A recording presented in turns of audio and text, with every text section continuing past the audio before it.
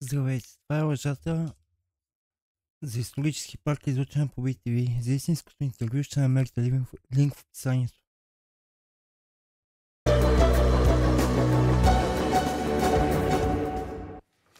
Време е за специалния репортаж на Стоян Георгиев.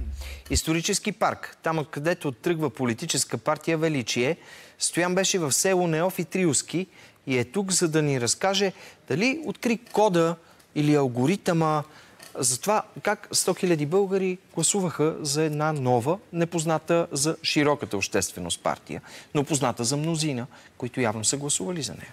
Добър вечер. Струва ми се, че кодът на успеха е точно там в исторически парк. Нещо, което значимо, което се случва в нашето общество, което мина под радара ни последните 4-5 години. Точно тогава, преди 4-5 години, освен този атракционно-веселителен парк, който предполагам повечето хора са чували, че съществува, който се изгражда и в момента, в който представя по някакъв начин историята с сгради, които се строят в момента.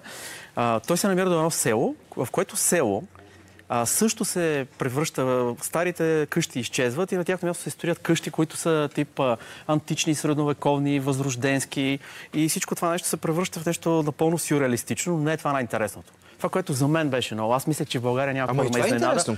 Това е интересно, че това село се превръща, примерно моста преди е бил такъв социалистически железен, после става античен в селото. Или кръчмата и пощата, да кажем, става от комунистическа поща, се превръща, да кажем, в възрожденска. Махаш това автентичното минало и слагаш такова, което си го рисуваш и го правиш, строиш според сегашните си представи как изглеждало миналото. Както и да е, това, което е най-интересното в цялото нещо, което аз не знаех, е, че там всъщност се населват хора, които са нови хора, една нова общност хора, които за мен, и смятам, че това, което ще видят зрителите след малко в този репортаж, е представителната извадка първа на Величие, която е създадена преди години и последните 4-5 години се оформила. Това са едни млади хора. Това са едни образовани хора, които идват от големите градове, от София, от Варна, живели в чужбина, които са се населили там и изповядват една обща идеология. Тази обща идеология, ако мога да по някакъв начин обобщя това, което е това е един първо не случайно историческия парк, не случайно сградите, в които живеят там. Тук пропускам начина, по който те се населват икономически, защото те стават и инвеститори в цялото това нещо.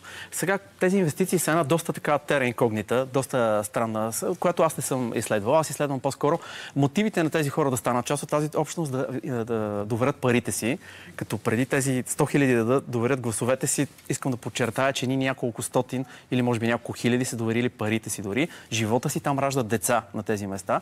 Кое обединява тези хора? Едното, което ми се струва, това е този нарастващ фетишизиране на историята, буквално, в която тези хора, изобщо партиите, тази ниша, в която се базира върху миналото, това е едно величие в миналото, което се пресъздава. В историческия парк буквално в момента гради тази история, величава, която е като една романтика, като една приказка, буквално детска, в която всичко е едно красиво в миналото.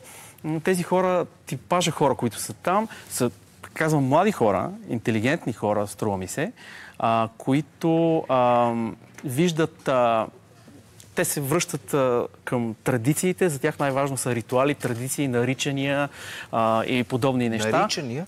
Да, буквално дори. Те виждат най-голямата заплаха за себе си съвременния свят, медицината, да кажем чуждите вериги, които смятат, че ги тровят. Там правят хубави неща, отглеждат хубава храна, но това нещо се превръща като притегателна сила. И на фона на това нещо има едно отричане на модерността.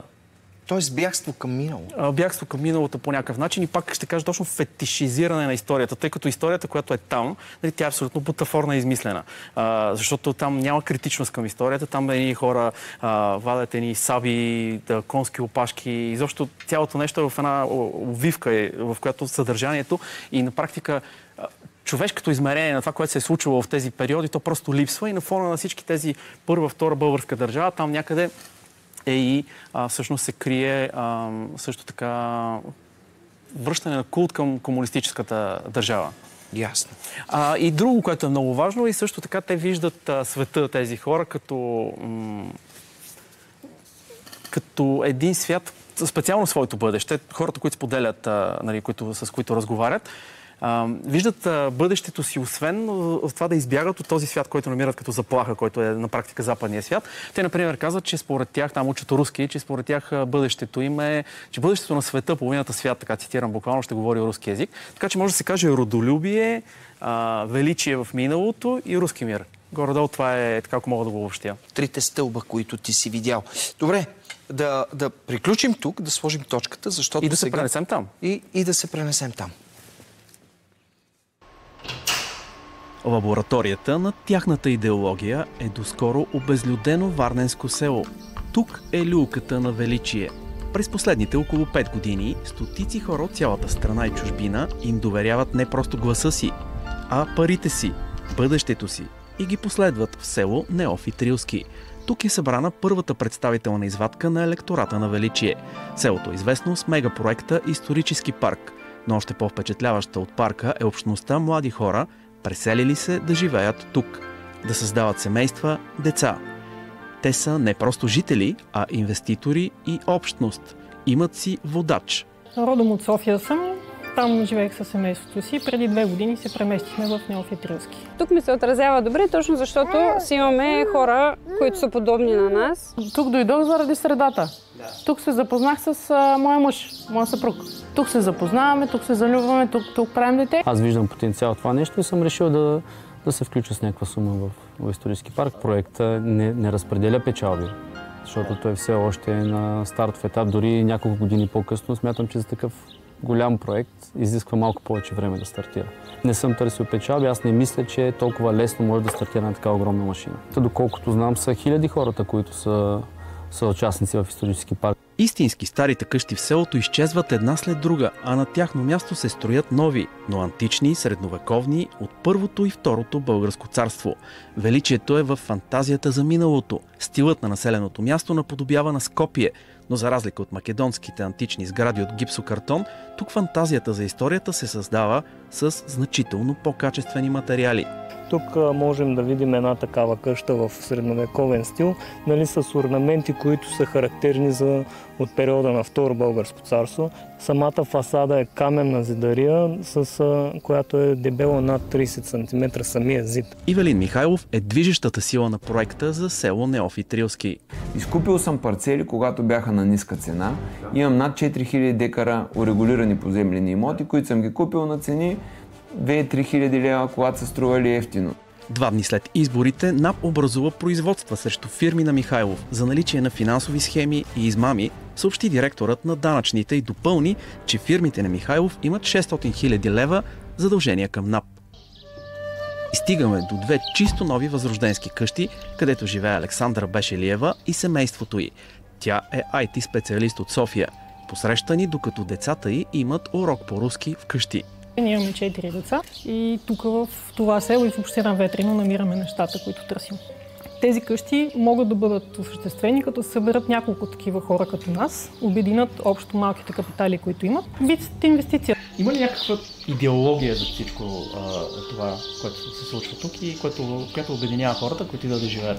Това е причината да се преместим тук реално. Тук имаме достъп до чиста храна и нормални взаимоотношения. Всяка събота и неделя се организират доброволчески акции. Те се определят като родолюбци, но се готвят за времето, когато според думите им, половината свят ще говори руски. Аз практикувам руски език, занимавам се с руски език, помагам на деца да учат руски език. Икономическата ситуация ни е такава, че половината свят реално съвсем скоро ще говори руски. 2 години учих магистратура в Москва, специално с туризъм. Една врачка някога казала на Лиля ми, че аз в предишните си живот съм била руски. Аз първоначално се запалих по българската история. Започнах да чета от историческите книги, които издава издателството на Исторически парк и така почнах да идвам насам. Ние сме за България, ние сме българофили. И съм учудена наистина откъде идва тази изобщо приказка, че има чуждо руско влияние. Не мога да го разбера. Работата на Кристина е да намира хора, които да се включват финансово в проекта за общността и за строежа на къщите. Together е брокер. Together е свързващо звено между клиент и продукт. Човек, за да разбере как функционира исторически парк, първо трябва да се запознае с икономиката. Трябва да се запознае какво точно означава акционерно дружество. Защото исторически парк е акционерно дружество. За тези хора е нормално да го наричат пирамида, тъй като те нямат задълбочени познания върху целия сегмент. Къде е това финансиране?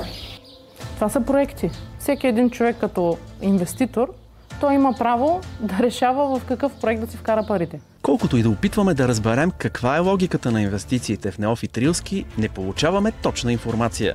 Ако аз реша да инвестирам, моите пари отиват транзакцията към коя организация? Това вече може на личен разговор с вас да го говорим, ако имате наистина реален интерес. Инвеститори в исторически парк са и семейство Ивайло и Марина Иванови. Той идва тук от София, а тя от Германия. Ние тогава не се познавахме с нея. 2019 година в началото дойдох тук, за да сбъдна мечтата на живота си и да правя такъв тип земеделие, какъвто правим и сега. Ние се занимаваме с производство на истински чиста храна, като използваме похвати, методи, такива, които изискат малко повече труд, но пък храната става с много висока хранителна стойност. 6 години съм живяла в Германия. Там съм завършила маркетинг. И това, което забелязах в себе си е, че в тези 6 години аз винаги съм търсила българска среда. Винаги съм търсила да се събирам с приятели от България. Винаги сме слушали българска музика, правили сме традиционните празници, където тук, примерно, баба ми винаги приготвяше някакви неща. Ето това наричам аз родолюбие. Това то да си го носиш в тебе българското и да си го изживяваш, да го предаваш сега на децата си. Така виждат бъдещето си младите хора тук. Както и почти половината българи, живеещи в Западна Европа, които миналата седмица гласуваха за величие и възраждане. Бях студентка в Германия и после няколко години работих. Самата аз не съм имала много голямо желание да се приобщя, ценно да стана една от тях. Това е малкият ни син Горан. И имаме още един син на 2 години, той се казва Вълчан. Аз много силно вярвам в наричането и с имената ние ги наричаме и им придаваме определен вид ценности, качества, които искаме да възпитаме в тях. Те са млади, но са подозрителни към съвременната медицина. Имаме и много неща запазени от преди, примерно тук билкарството, такъв тип неща, които, примерно, конвенционалната медицина понякога доста затормозява, организма и така. В западните държави мисля, че такъв тип лечение с билки, с природни материали е трудно. От Марина научаваме защо българите, които не харесват Европа, живеят там. Имаш сигурност, ще обадиш в полицията, ще се получи справедливост и така нататък. Те не бягат, защото не обичат българското. Искат справедливост като на Запад, но гласуват за партии, които отричат западните ценности и начин на живот. А те не предлагат ли модел, който е различен от тези уредените държави? Аз честно казано с политика много не се интересувам. Пример за решен проблем според семейство Иванови е сигурността, за която се грижи охранителната фирма Пазителите. Също част от общността. Ние сме частна фирма, охранителна, която охранява обекти на територията на село Неофит Рилски. Пощата в Неофит Рилски била стара сграда от времето на социализма, но вече е средновековна. Кръчмата била стар селски хоремак, вече е възрожденска. Тук останките от реалността и сивотата на социализма се заменят с фантазии и възстановки от възраждането, античността и средновековието. Колко красива да е историята, се решава днес. Култ и убежище в миналото, в което можеш да фантазираш за величие. Членовете на тази общност не са просто инвеститори. Те изповядват идеология. А начало на тази идеология е създателят. Ивелин Михайлов говори от големи плазмени екрани в селската кръчма и проповядва как да оправим България. Как да живеем здравословно, култ към всичко българско, култ към миналото. Чуждото е заплаха, ако идва от развития свят. Чуждата храна е вредна. На пиедестал, в средата на заведението, е книгата за Създателя. В първите редове на красивото луксозно издание за Създателя четем за тежкото му детство, изоставяне и бедност, както и политическите му възгледи. В детските ми години страната се управляваше от Комунистическата партия и Народна република България беше силна държава. Улиците и тротуарите бяха чисти, младите уважаваха възрастните. Тогава със съжаление мислих, че Господ ме е създал във време, когато всичко е уредено и аз няма какво да направя за страната си.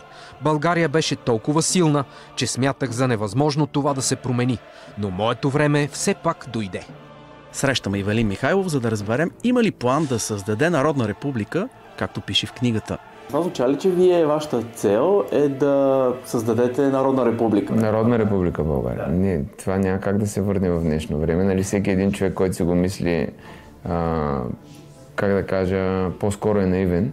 В комунизма гладни не сме оставали никога. По време на прехода ние сме оставали без нищо какво да едем и баба един път дойде и една жена й беше дала 2 буркана свинска мас.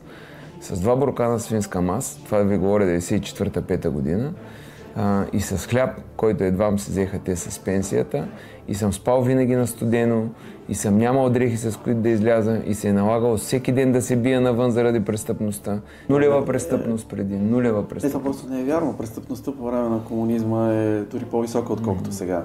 Пътувал съм с влака, поне съм дете на разведени родители, Горна Оряховица, Плевен сам, на 6 години още. Сега ми покажете едно дете, което може да пътува само между Горна Оряховица и Плевен. А фактите са, че тогава е имало повече престъпност. И това, че хората не знаят и не са информирани, това са различни неща. Мащабите на строителството в Неофит Рилски са впечатляващи и трудно могат да се оценят на по-малко от стотици милиони евро.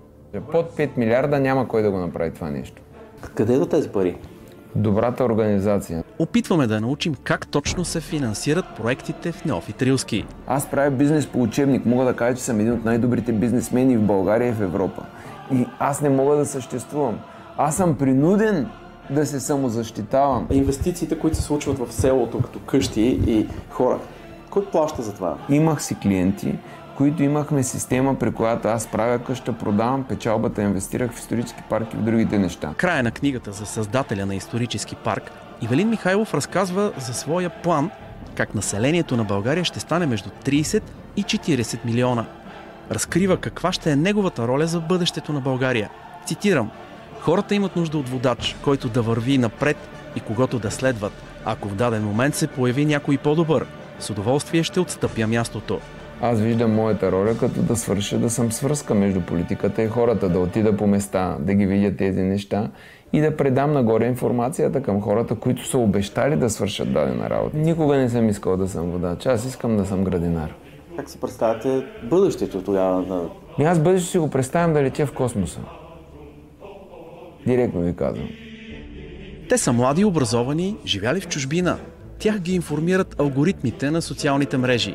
Те не вярват на традиционните медии, на традиционната медицина, приемат свободата си да пътуват за даденост, имат фантазии за миналото и вярват, че истинската заплаха за тях е храната в западните вериги магазини, фармацевтичната индустрия и загубата на традиционните ценности. Вярват в билки, наричания и ритуали. Не припознават западния свят като свободен. Не виждат и заплаха от изток. Докато избират бъдещето, те живеят в приказката за миналото, която някой красиво пише и строи за тях.